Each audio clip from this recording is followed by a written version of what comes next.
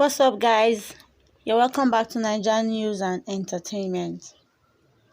Nigerian woman allegedly dumps husband, flee with boyfriend 6 days after wedding. In a story making rounds on social media, a Nigerian woman has allegedly left her new husband 6 days after they got married and eloped with another man.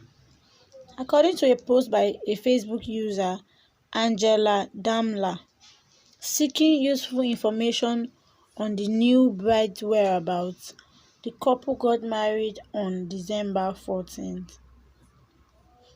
Angela claimed the bride ran away with her sugar daddy.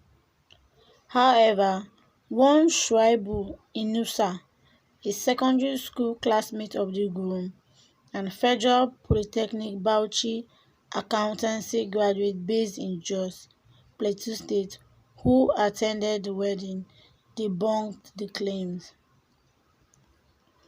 She left with her other boyfriend, not sugar daddy.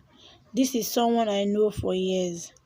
I attended the wedding cause the husband was my senior in secondary school. We all are from the same town. She chose to leave. Some of her family and friends do call her, and she said she won't come back, Inusa said.